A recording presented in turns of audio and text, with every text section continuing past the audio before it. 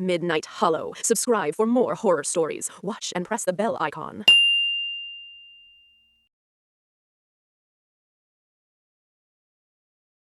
The humidity in the Blackwood Valley didn't just sit on your skin. It pushed against you, a heavy, invisible hand trying to force the breath back down your throat.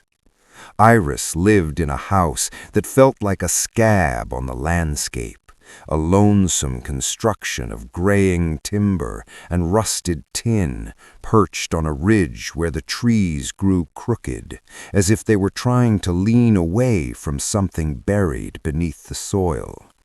Her father had been a man of silence, a man who built fences not to keep things in, but to mark the territory of his own isolation. And after the fever took him, Iris became the inheritor of that silence. The nearest neighbor was a day's trek through brambles that drew blood like they were thirsty, leaving Iris alone with a battery-operated radio that only caught the ghost frequencies of long-dead broadcasts and the sound of the wind scraping against the chimney. It began on a Tuesday, a day of bruised purple clouds and a stillness so absolute it felt like the earth had held its breath. Iris was in the cellar, sorting through the jars of preserves her mother had put up years ago, jars filled with things that had long since turned into unidentifiable gray masses floating in murky brine. As she reached for a jar of pickled beets, she heard a sound that made the hair on her arms stand rigid. It wasn't a thump or a scrape. It was the sound of a wet, rhythmic slapping, like a piece of raw meat being swung against a heavy wooden door. It came from the floorboards directly above her head. Iris froze, her fingers trembling against the cold glass. She lived alone. There were no stray dogs in Blackwood. The predators here were too lean and too hungry for anything to survive long. The slapping sound moved, slow and deliberate, dragging itself across the kitchen floor. It had a weight to it, a suction-like quality that made the old timbers groan in a way she had never heard. She waited, her heart hammering against her ribs like a trapped bird, until the sound reached the cellar door. The latch rattled. It didn't jiggle with the impatience of a human hand. It vibrated, a low-frequency hum that Iris felt in her teeth. Then the silence returned, thicker than before. When she finally gathered the courage to climb the stairs and peer into the kitchen, the room was empty.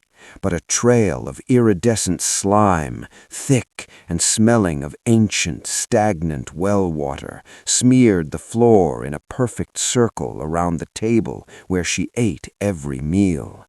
She spent the night in the corner of her bedroom, clutching a rusted skinning knife, watching the shadows. The house began to breathe that night. It wasn't the settling of wood. It was a rhythmic expansion and contraction of the walls. She pressed her palm against the wallpaper and felt a faint, thudding pulse. Panic, cold and sharp, began to erode her mind.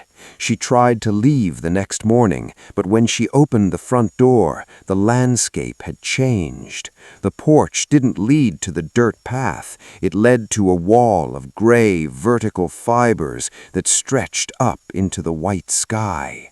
The trees, the ridge, the valley, everything was gone, replaced by a vast, ribbed interior that looked like the throat of a god.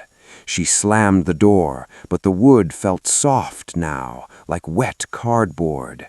She ran to the windows, but the glass was no longer transparent. It had turned into a milky, translucent membrane that rippled when she touched it.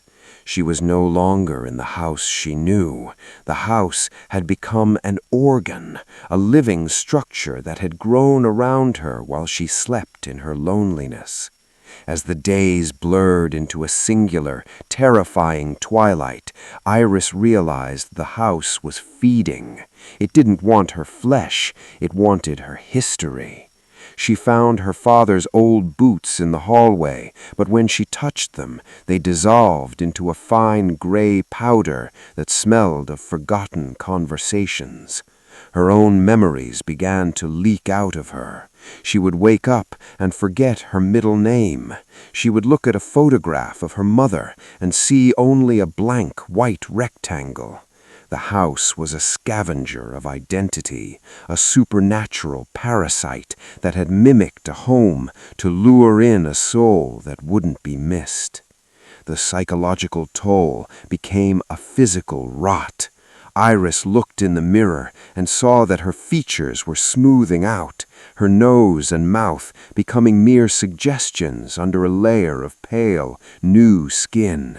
She tried to scream, but her throat was filled with a thick, sweet nectar that tasted of lilies and decay.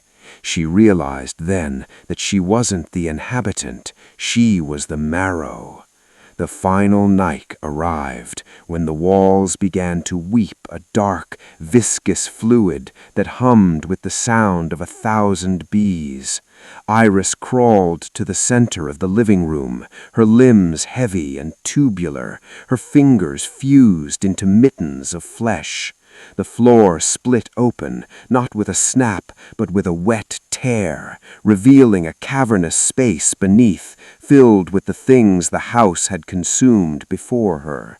She saw the husks of previous, lonely girls, dozens of them, their bodies transformed into structural supports, their spines elongated to form the rafters, their rib cages widened to create the very walls she had lived within for years. They weren't dead. Their eyes, clouded and white, flicked toward her in a synchronized blink of agony.